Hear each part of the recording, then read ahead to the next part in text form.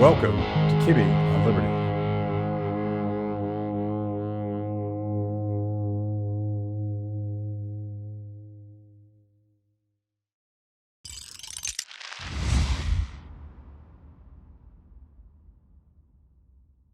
Jeffrey, how's it going? Good. How are you doing, Matt? So, anything going on the last couple weeks?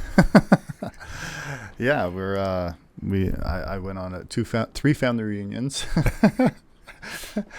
and we launched the movie Sound of Freedom. Yeah, and you launched on July 4th, right? Yes. Mm-hmm. Did you know how big it was going to be? Like, were the purchases stacked up because of your business model, or are you surprised? We knew that we were going to make money on it because of our model. Yeah. Like, we understand how our audience works and how we have a very sophisticated system to make sure that we don't lose money. Yeah. Or at least lose as little as possible if something goes wrong. But so far, we haven't lost money on a theatrical release. And but we did not know that it was going to first take. We thought we could take down Indiana Jones on the 4th. We did believe that was our goal. But we didn't know That's pretty audacious, by the way. Yeah. But I mean, we were also betting it was going to be a flop. People. Because of the buzz. Yeah. I saw somebody online called it geriatric Jones. It's, yeah. It's not a. It doesn't seem interesting after the last Indiana Jones. Mm-hmm. So we did bet that it wasn't going to do well, and between it not doing well and then Sound of Freedom outperforming expectations, that was our goal. Is can we beat out Indiana Jones? So first Indiana Jones, but then we beat out Insidious, and then this last weekend and these last few days we've been beating out Mission Impossible. So Mission Impossible is not on the list of projects that we might, and it's not a slouch of a movie. It's not like they consider it a big flop. Right. It's done well. Yeah.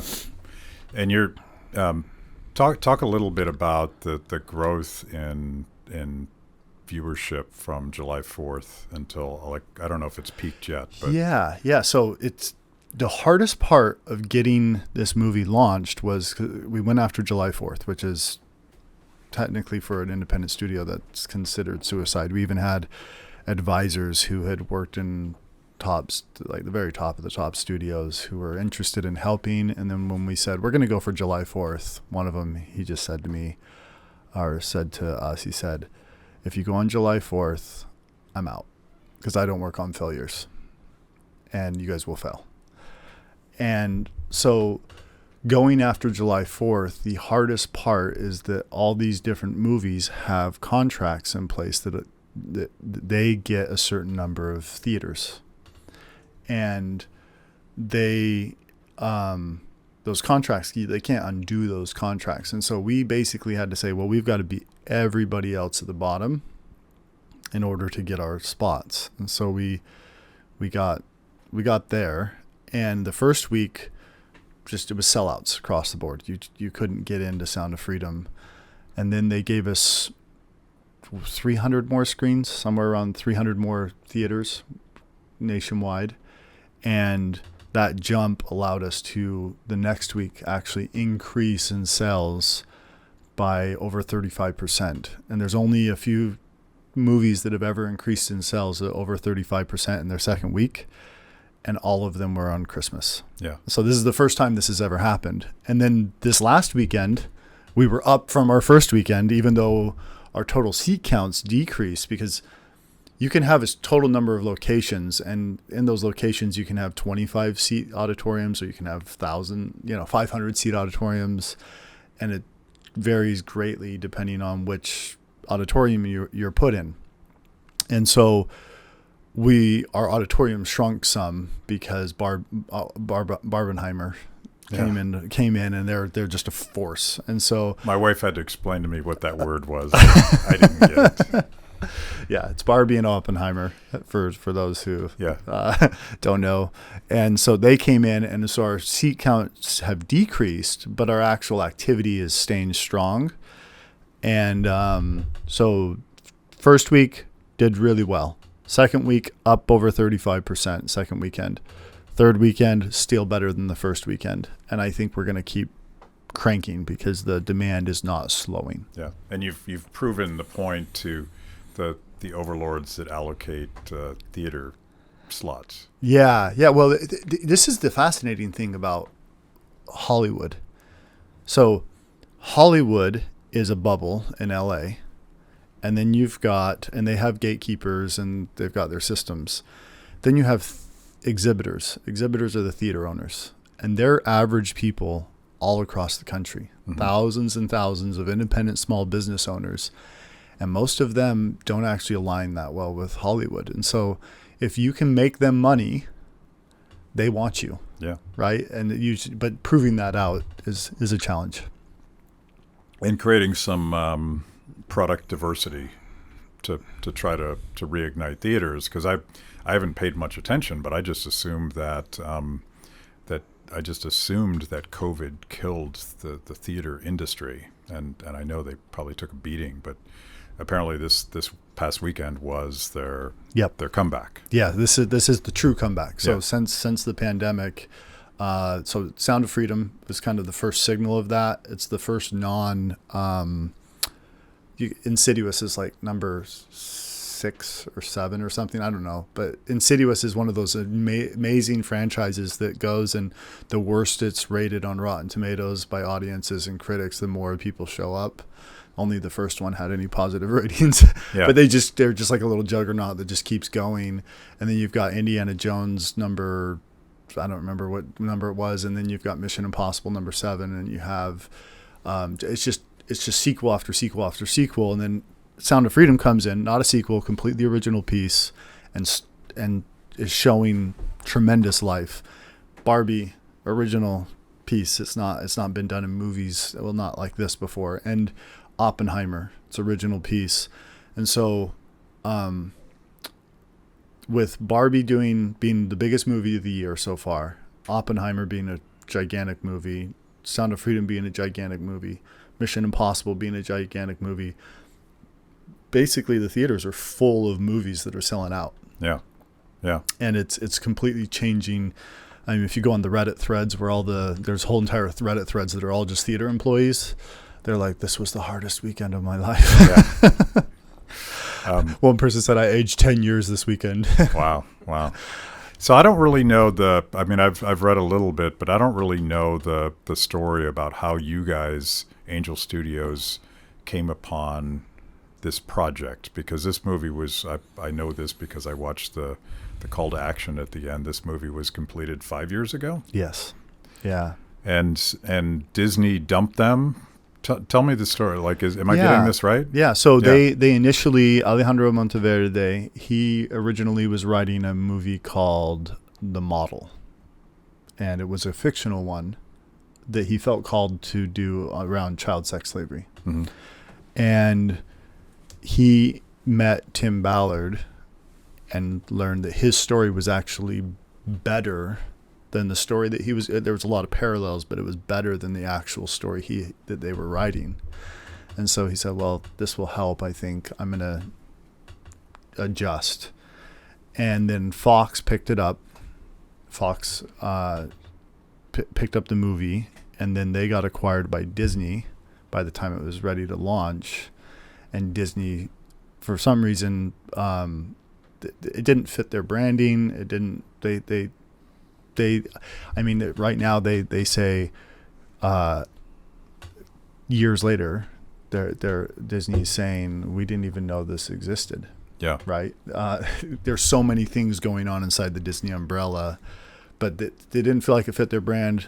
They sold it back to Eduardo, the producer. This movie's created by 3 Mexican men who are producers and director, and they buy it back, and then the pandemic hits, and then you've got they just having struggles the whole way through. They could not find a good fit. And my brother Neil, who's the CEO of Angel Studios, was speaking at the World Congress of Family, is that something like that, in Mexico City. Mm-hmm. And when he's there, he's on a board with Eduardo, and he meets Eduardo, the executive producer of this of Sound of Freedom, and they hit it off really well. But they had no idea that this movie was a connection. And then months later, when Tim Ballard and Jim Caviezel, they came over to our offices. Jim comes in the office, and within, I don't know, I was trying to explain our model to him, and within, I don't even think I had hardly even explained the model, and Jim just says, "My heart's leaping outside of me because this is the place where we're going to launch this movie." Yeah, yeah. And he's such a passionate person, and so they connect with Eduardo, and then Neil and Eduardo connect and realize, oh, we're already friends and we already trust each other, and then the whole thing came together. At Kibbe on Liberty, freedom is a lifestyle 24/7, something you live and breathe and wear every day. If that describes you, you need the very best Liberty swag in the market today, just like this shirt I happen to be wearing. Go to freethepeople.org/KOL and check out our exciting merch. You too can love Liberty and look cool. That's amazing. That's amazing. I would think that Caviezel would have some understanding, given his experience with the Passion of the Christ. Yes. What a not a crowd-funded, but a grassroots campaign to fill theaters would look like. Yeah. I mean, my experience with Jim at that point was very limited, but the speed at which he was like, "This is the place that we're going to be at." Yeah. And he was the actor in the film. He's not the producer, not the. Yeah. And he's saying, "I'm going to go tell these guys to get on board." Yeah. And when was that? So from the moment you guys said we're going to work together to July 4th of this year, how long was that? I think when we finally, it wasn't finally, it was like 6 days from the time we met with Jim to the time we did docs, did the documents. And then from that point, I think it was like 80 days, somewhere in that range to launch. Okay. Yeah. It was very, very fast. So you haven't slept in quite a while, is what you're saying? No, we haven't. This is a massive campaign. Yeah. Meaning we have hundreds of people working on this campaign from all over the place. And then the amount of coordination, and we launched it in Spanish and English simultaneously in the United States. Like, a cool fact is this since launch, it's been the #1 film in Puerto Rico. And Wow. it's just blowing up in Puerto Rico, which is a good sign for as it moves into Latin America. Yeah. So about almost a year ago to this day, I talked to your brothers at Freedom Fest, and we were talking about the Angel Studios model, and we were talking about Tuttle Twins. Yeah, I brought the hat to represent. You got your appropriate branding. This is a little bit different because you're putting butts in seats. Mm-hmm. How does, and if we'll get into it a little bit here, but I want people to go back and watch it because a lot of what we talked about was very predictive of this moment that you're in right now. Like this is a complete paradigm shift away from the top-down Hollywood model, the front-loaded, hyper-expensive production costs in Hollywood and everything else. But how did the model that you built for The Chosen and Tuttle Twins, and you have a number of other projects as well, that was built for this, but you didn't intend to go to theaters, did you? Or did you? No, I've been kind of like a non-theater person. I've been I've been like, no, I don't want to. Yeah. Theaters are not the future. It wasn't until about maybe 8 months ago that I read an article from the Rabbit Room, which is Andrew Peterson, who's doing another series with us called The Wingfeather Saga. It's a fantasy series. It's an amazing series on Angel, and based on his books, which is a best-selling book series. And the Wingfeather Saga, they've got Andrew's got this group called the Rabbit Room, and they wrote this blog post that's called The Sacrament of Cinema. And they compare the cinema to sacrament at church, which I thought was really interesting. where you go in, you're with a group of people, it's a communal experience, and you set down all of your distractions and you focus on one thing, which is the sacrament in Christ. Or in cinema, you go in, you get rid of all your distractions voluntarily. There's no pause button. There's no, you're all in it together, and you're all going to experience the exact same thing at the exact same time, and you're all focused on one subject, which is whatever that director and that storyteller has created for you on the screen. And it has a lot of parallels. And as I read that article, and then Jared Giese, our VP of Global Distribution, came to us, and he had been telling me for maybe a year and a half that we should do more theater stuff. And he brought this film called His Only Son, which is the story of Abraham, and you're basically in the wilderness with Abraham for 3 days in this movie, and its pacing is slow, but it is beautiful landscapes, rated so well because the actor just carries Abraham. And it's one of those movies where if it did really well in the box office. We did number 3 in the box office at Easter time with His Only Son. And that movie never would have succeeded if it hadn't been in theaters. Because you have a pause button and you have distractions. And in order to have this like contemplative, meditational experience with Abraham and him, like preparing to offer his son as a sacrifice, in order to have that, you have to just like, it's that surrender all your screens and everything. And so I flipped on this and realized that right now people are actually hungry, even though it is the silver screen. People are hungry to give up social media. Mm-hmm. And they're hungry for an opportunity, even if it's just for 2 or 3 hours, to just set down everything else, all their work, all the communications, and just focus on a story. And it's so my view has changed to where I actually think that cinema has a great future, mm-hmm. because people are desiring to disconnect.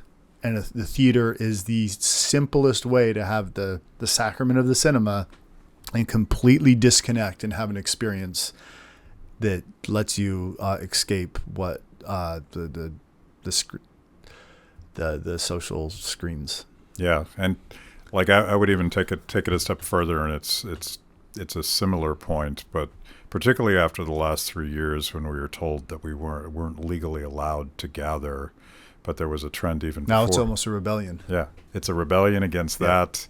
But it's also a rebellion against the technology that had separated us. And but after 3 years of Zoom, we realized that is not human. That's something else. That's right. Yeah. That's right. And not just that, like Sound of Freedom, what we're getting in the reports, the director, Alejandro, he went to the theater on the first weekend. And incognito, nobody knew he was there, and he watched the movie with everybody else, and he said they gave a standing ovation at the end. Mm-hmm. And he was like, did they realize that I'm here? Why would they give a standing ovation to a screen if they don't know that the creators, the filmmakers are here? and then he realized they were just moved by this film in a way that standing ovation. And then he said people started hugging each other, and they're complete strangers. And we've seen this all over the Reddit threads, all over social media. People are saying, I went to it, and at the end, I'm hugging complete strangers. And like one friend texted me, he's like, there was a double standing ovation in my one at the end of the movie and then one at the end of Jim Caviezel's message. Yeah. And it's just something you don't see very much. Yeah. But it's a communal experience. Right. Well, you see it at, and I've used this analogy before, you see it at certain types of concerts where you have a really dedicated fan base and everybody's really into it. So you end up being friends with people you've never met before. And, yes. And there's a reason why people would spend all that money and go to all that trouble to gather. Mm-hmm. And I think that's part of what you're tapping into. And I think it's incredibly powerful as not just a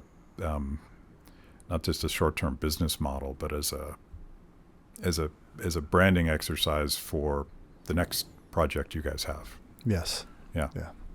So let's talk about Q, because I've watched I've read a lot of these reviews, and I finally got to see the movie just a couple days ago, and everybody was dressed in pink, and they had that weird word on their shirts that I didn't understand what it meant, and the theater for Sound of Freedom was still packed. I went to Georgetown, so I'm in my DC bubble here.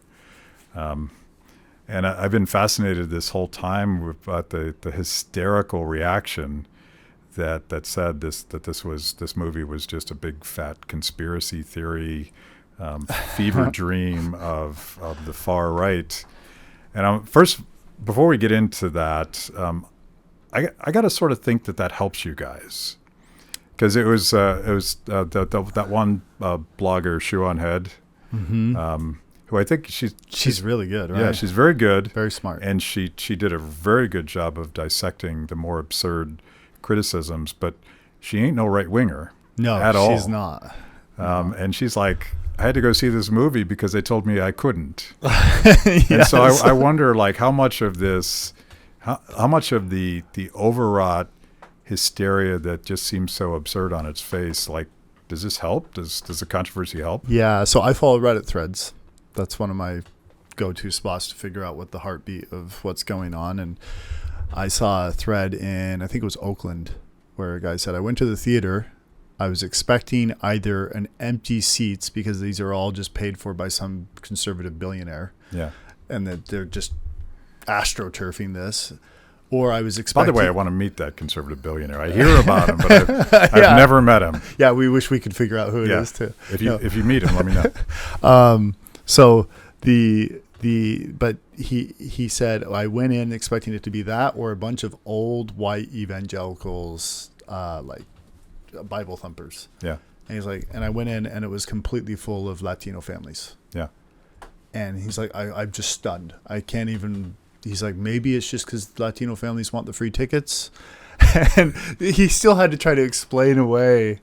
But that's not patronizing at all, by the way.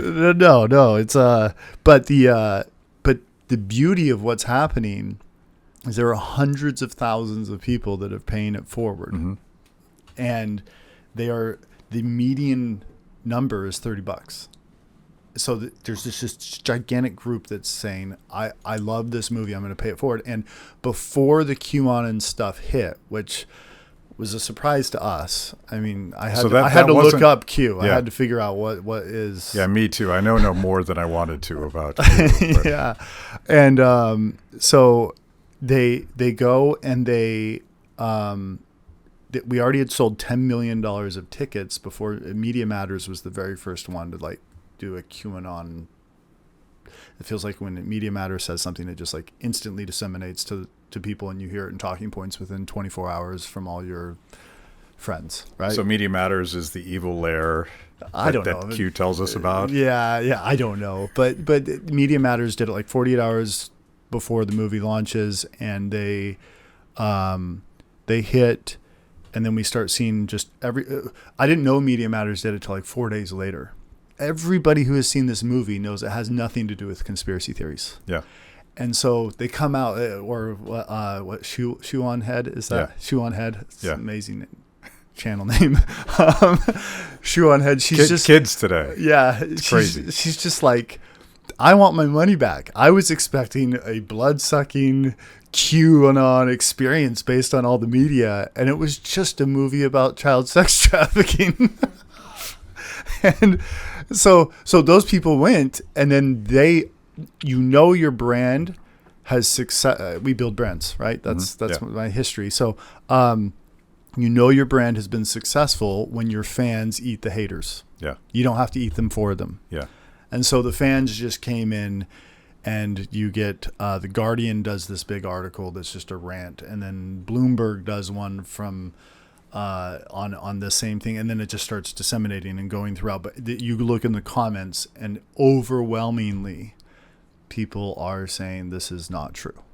It's fascinating. Like, obviously, a lot of the people that wrote the articles, and some of them even said, I'm not going to watch this, but here's my opinion anyway. But you couldn't possibly watch this movie and think that it's a right-wing thing. No. I mean, and if you think that there's something wrong with the message, you probably need to spend a little time examining yourself. Yeah, or like shoe on head. Shoe on head. Did I get that right? Shoe on head. Is that right? That's right, Logan, right? Yeah. Yeah, and I had just watched that just 48 hours ago. Yeah. I listened to it while I was driving, actually. And she says, this is like saying that this movie is Q because Jim Caviezel has put out some theories that apparently the QAnon people believe too. Mm-hmm. Saying it's that is like saying that Mission Impossible is Scientology adjacent because Tom Cruise believes in Scientology. Yeah.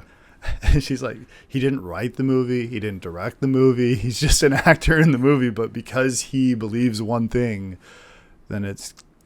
And she goes on to say, and I'll exaggerate here because I have this wild theory that there are some weirdos in Hollywood.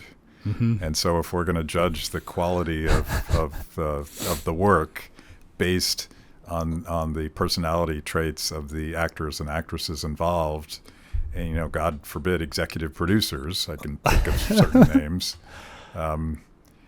Jim's not a weirdo compared to those guys. No. I've been around enough actors to know that if you get into a comfortable conversation and there's some alcohol, that they've all got conspiracy theories. Mm-hmm. And it's just, I think Jim is just a more open book. Yeah. What he thinks he says, and he's a very courageous guy too, though. And if you were inclined to believe that Q was a thing, the monolithic talking points that came out from establishment media, corporate media, trashing this movie would suggest that there is a dark secret place where people get together and say, we must destroy this movie. Yeah, so I have four different theories of why this opposition is hit so hard. The first one fits with Russell Brand. Russell Brand did this wonderful 12-minute segment on Sound of Freedom. He just says, this is a new model hitting an oligopoly. Mm-hmm. And he didn't use the term oligopoly, but he said all these different businesses that have an aligned interest. He described an oligopoly. Yeah. Right. So he says this is a new model hitting them. They don't like it. They're not in control of it. This studio's completely gone. They didn't ask permission. Angel Studios just came in out of the left field, and they're shocked. And now they're fighting back with anything they can grab onto. And so all these theories are their ways to try to throw friction into the gears. Yeah. So that's the first one. The second theory would be that partisan politics is taking precedent over. So as soon as the partisan dog whistles have started, that the partisan politics are taking precedent over the kids. Yeah. The message is about these kids. It's about getting the word out and awareness that there's millions of kids being trafficked. This is not a political thing at all. But because they hear the dog whistles from their favorite press outlets, they immediately just say, I'm on this side. And they don't really, there's a cognitive dissonance where they're not connecting the importance of the one subject versus the partisan politics of the other. And they're just throwing out the importance and going after partisanism. Third one gets a little more sketchy, which would be, this is actually a $150 billion a year industry worldwide, and it's bigger than Hollywood. And that there are interests that probably do create talking points, and they have their interests. And so there could be inadvertent journalism taking talking points from cartels, child trafficking cartels, mm-hmm. and disseminating them because of the partisan or because of the business things. Right. So they're inadvertent pawns. Yeah. And then the third one is, which is the one that is the most, seems like the internet believes, is that they're just all in on it. Thank you for joining me today on Kibbe on Liberty and for being part of our fiercely independent audience. Every week, my organization, Free the People, partners with blazetv to bring you this show. My guests bring smart perspectives on everything from current events to timeless philosophical debates. If you like what you hear, go to freethepeople.org/KOL and support Kibbe on Liberty so we can continue to produce these honest conversations with interesting people. Now, let's get back to it. Well, I can go all the way up to 3 because there's this great theory in economics called bootleggers and Baptists. Mm-hmm. And it's a public choice theory about the collusion between people that wanted to prohibit alcohol, the Baptists, and the bootleggers who wanted the monopoly black market in illegal alcohol sales. And it's a they're classic, actually working together. Yeah, so they're working together, Yep. and maybe some people are innocently and naively doing it for the right reasons, but they're getting played by the people that just want to control the market. So I very much buy that, and I also I would go back again to my conversation with Jordan last year about this because I'm going to ask you what you think. Because I just rewatched this. I don't have a great memory, but I rewatched it because I asked him, is Hollywood worried about you guys? And he said, well, they know who we are, but I don't think so. I don't think we're really on their radar screen yet. And we are now. I suggested that maybe that's coming. Mm-hmm. And there's this great quote from Gandhi that apparently Gandhi didn't actually say, first they ignore you. But we can say he said it. Yeah. The internet says he said it, so it must be true. First they ignore you, then I'm going to screw this up. First they ignore you, then they laugh at you, then they attack you, and then you win. Yeah. And you guys are kind of in the attack phase in this transition. But I think about it I think the economics of it is very. That's the one I believe the most. I think Russell makes Brand. the most sense. Russell Brand's on point, and then I think from there it's a cascade down through the other ones probably. Yeah. That there are some elements of those, but I would say that Russell Brand's got the bulk of the motivation here. The second one's partisanism, and then inadvertent, and then there's probably some people who are just straight up evil people. Yeah, there's surely evil people that are anxious about this. Yeah.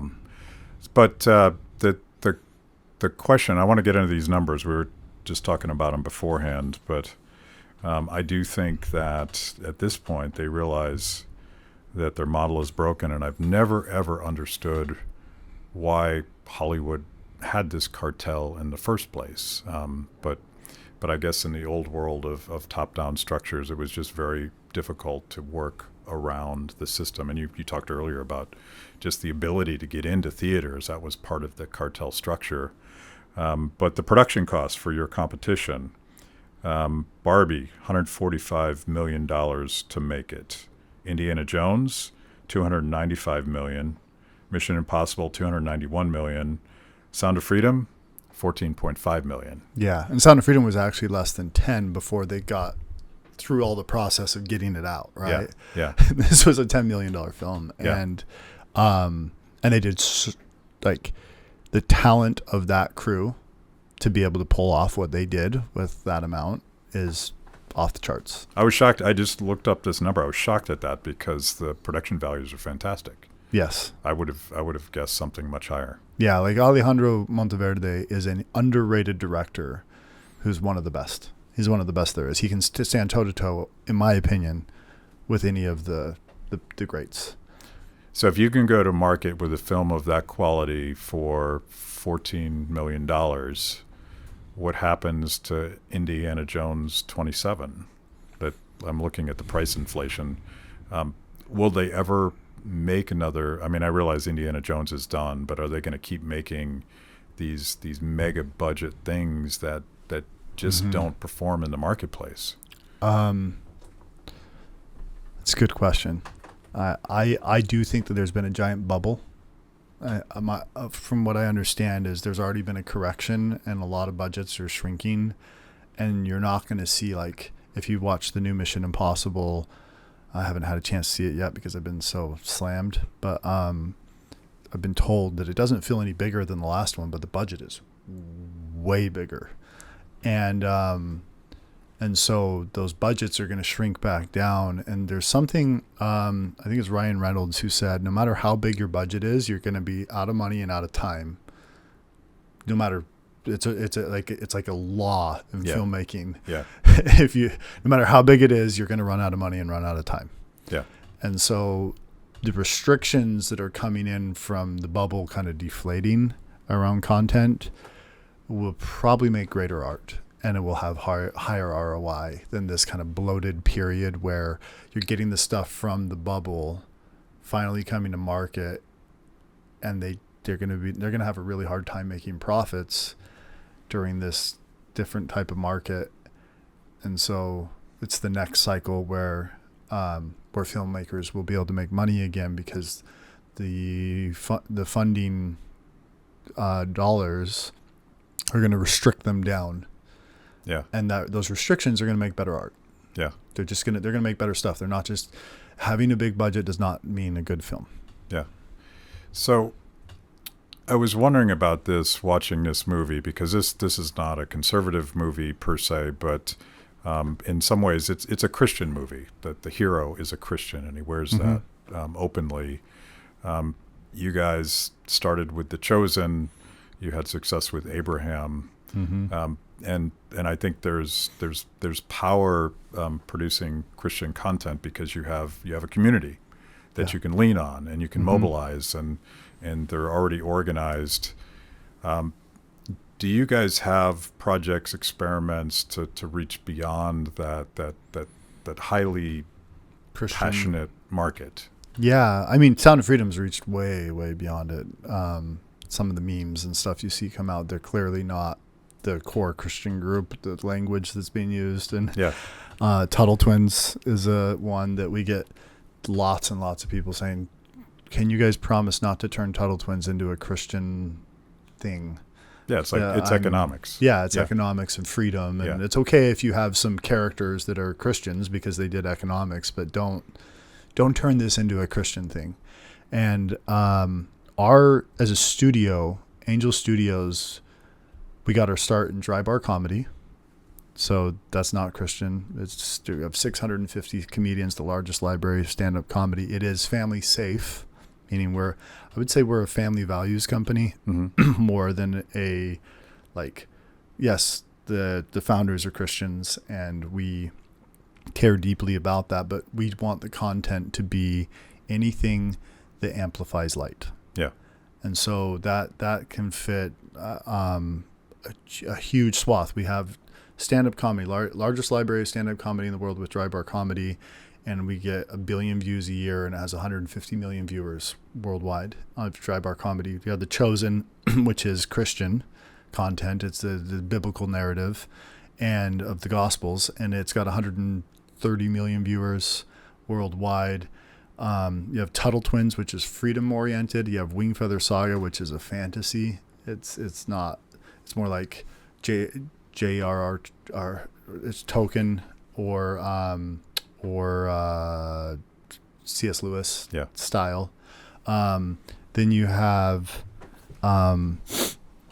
we have a Founding of America project coming, which is on the entire the one. If you look at film, the founding of the United States, which is the single most powerful country that's ever existed and the most wealthy country that's ever existed, there is a dearth of content that's even well done. You got a lot of documentaries and stuff, but there's not very much great content around the founding of America. And so our vision is can we build a universe around there's so many different series that can be made around the founding. It's complex, and there's good and there's evil and there's slavery and there's people trying to fight for individual rights and high ideals and what happened. There's just so much there. Yeah. If you've made it this far into the show, it means I must be doing something right. Kibbe on Liberty is just one of the amazing products we created for the people. We tell emotionally compelling stories and produce educational videos for the Liberty curious. Our award-winning documentaries personalize all things liberty, independence, creativity, hard work, integrity, and perseverance. After the show, check out our work at freethepeople.org. And if you like what you see, donate to support what we do. That's freethepeople.org. Now back to the show. Well, my sense, it was a loaded question because I was hoping you would answer that way, because I think what Hollywood has done more and more is they become a caricature of themselves, and they're making content that, one, is just boring. Like, I don't need to see it. Has a soulless content, right? Soulless content. Like, I don't need another CGI Marvel movie. I just don't think I can make through it again. But like, they're also in a weirdo bubble that doesn't really reflect, what I would call American values. No, it doesn't, and or global values. It just doesn't match anymore. They're getting further and further, and this is a correction. Angel is part of a wave. We can see the corrections happening. We know where the puck is headed, and we're part of that wave, and hopefully helping lead that wave to a different type of content. And I think one really good way to explain a huge portion of Hollywood's content is people are sick of nihilistic content. Yeah. And that's all the gatekeepers want. If you talk to filmmakers in Hollywood, these guys, the industry of Hollywood we love, and the filmmakers are like, they love what we're doing, and it's the gatekeepers in Hollywood that we're working to replace. Yeah. Because they're the ones that are causing this kind of come in and just turn it into every great story has to turn into a nihilistic ending. Yeah. And we're against that. We want endings with meaning. We want endings that teach families and kids to have courage and have ethics and morals, and that there's right and wrong in the world, and it's not every single the moral of every story isn't everybody sucks and everybody's bad. Right. I miss good guys. Yes. Who beat bad guys, and good guys that win by doing the right thing. That's right. Because that's certainly what I grew up on, and gives you something to aspire to. So you're in Washington, D.C., the belly of the beast. Welcome. Well, thank you. Do you feel like it's like the Precious? Do you feel corrupted yet? The ring, or the Iron Throne. Yeah. I always say people, the problem is the ring. It's not the people. Like, no, as long as that ring is there, the problem is going to stay. It's my favorite Thomas Massey metaphor, because he talks about his congressional pin as precious. But you're here. There's going to be a showing of the movie in Congress. Yeah. Hopefully you'll come out of that intact. But tell me what's going on. So hopefully it's bipartisan. The minority leader, if I understand right, and the majority leader of Congress are coming together to watch this movie, and that they want to see the movie. They want to screen it. They feel like it's an important issue. The line that keeps coming through my mind is Ronald Reagan saying the 9 most dangerous words that you'll ever hear is "we're the government and we're here to help." I'm not sure I probably got the number of words wrong, but we're the government and we're here to help. So there's a like, my background personally, this concerns me. We want to end child sex slavery, but we also don't want to do more harm than good, and that can happen with people who bring fake solutions. Yeah. I was thinking about it in the context of legislators always hijack these things, and I'm a libertarian. I know you sort of lean that way too, but every war that Congress has declared on some social ill has made that social ill twice as bad as it was before they started. And you could talk about the war on poverty, and the war on drugs, and the war on terror, and I just hope that the goal should be to let people know. And you mentioned cartels. I don't know anything about how to solve this issue, but I'm assuming that it is exactly the same cartels that have grown so dangerous and strong because of the war on drugs. I'm also not an expert. I mean, I'm a distributor, and I know how to get a film out, and I'm very passionate about this subject. Yeah. And I feel like if we could get every single parent in America to know.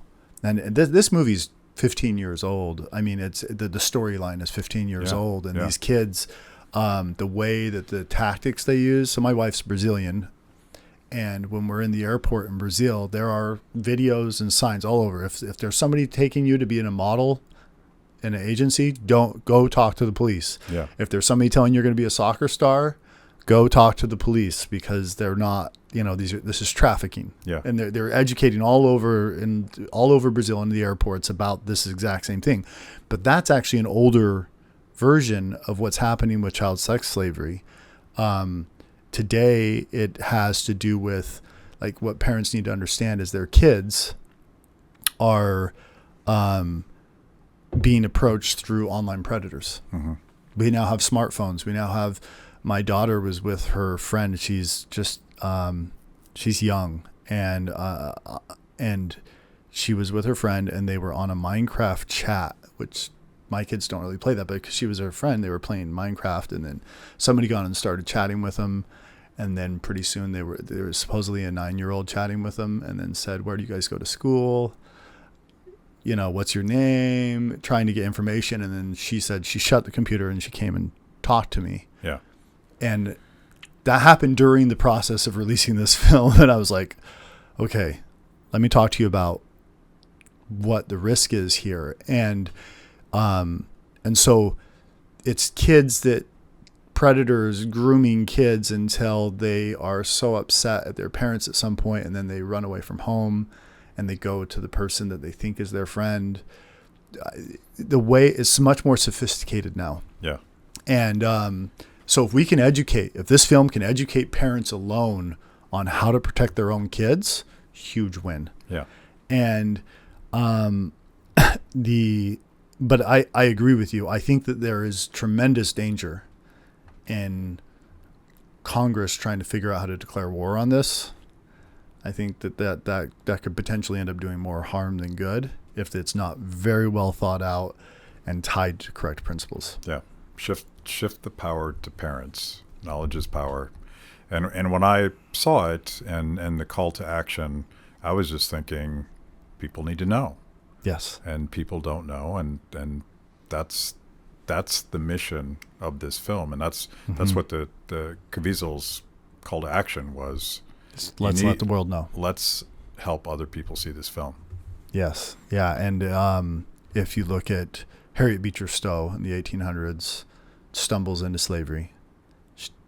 What people don't realize is in the 1800s, they were aware slavery existed, but they weren't aware how broad and how heavy and how horrendous it was.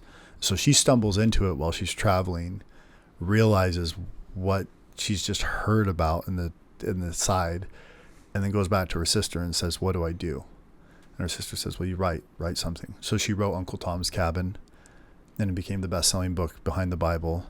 And then Abraham Lincoln credited her with actually starting the Civil War. Now, we don't want this movie to start a war, but we do want it to have the end effect of what that book did for slavery with modern day slavery. And I've felt like with our own team, what we've done is we've set it up to where all these pay it forwards, these millions and millions of dollars of pay it forwards, they're coming in. Their first priority, there are over 6,000 nonprofits that fight child sex slavery. And those nonprofits are all doing different elements and different attacks on how to fix this problem. And so what we've done is we say the first in priority for pay it forwards is if a nonprofit wants to rent an auditorium, a theater, and bring in all their connections and educate them on first what the problem is and how they solve the problem, then we will pay for the auditorium. We'll reimburse them for what they getting that auditorium, as long as they fill it at least 70% full. So if they're a small nonprofit, they can just go get a little one. If they're a big one, they can get a big one.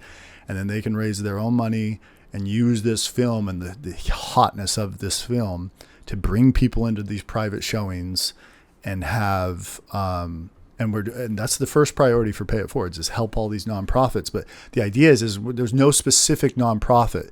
That would be our mistake, I think, as Angel Studios, where we're not even experts on anything but just getting the word out.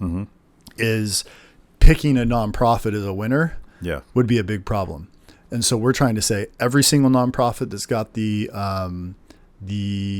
grit to just jump in, invite all their contacts, they can set up a screening, they'll get everybody there, then they can explain how the problem has progressed and how it is today and how they solve it, and then we'll reimburse those screens. And so, but the idea is if we don't pick the solution as Angel Studios, then hopefully the awareness will create solutions all over the world. Yeah. So how do people find the film? How do they find you guys if they want to invest in other projects, and how do they pay it forward? Awesome. Okay, so you can go to angel.com/freedom and you can get tickets, free tickets for yourself. So like I said, if you're wondering about whether or not this film's for you, just go get a free ticket. There's plenty of them. And it's like the first time in history where you can just go watch a movie. This, for me, is growing up. I grew up in a very poor family. And all the way until I was an adult, the only thing I ever watched were dollar movies. That was it. And I probably watched them like 3 or 4 times because that was even a sacrifice. So the opportunity to be able to go to a really great movie and a great cinematic experience, there's a lot of people with Sound of Freedom that are having this experience for the first time in their lives because they get these free tickets that other people have paid it forward. If you want to pay it forward, same page, you can pay it forward for a couple people, you can pay it forward for 10,000 people. And then there are also showtimes on that site, and it's in over 3,200 theaters across the country. Pretty much everywhere you go, you can see Sound of Freedom, and you can go watch the movie and learn for yourself whether or not it's a conspiracy theory. Yeah. And you might be like Shoe on Head, where she's just like, give me my money back. I was expecting something way more exciting than this based on what they had. But it's an excellent film. It's 100% on Rotten Tomatoes from the audience.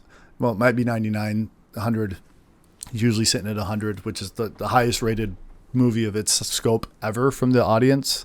And that score is from people who actually bought tickets. So the stuff you read online about people saying they hate the movie, most of them have not seen the movie. Yeah. And then it's 75% from critics, which is also really good considering how left the critics world is. And that once they watch the movie, same thing. They're like, actually, this was a good movie.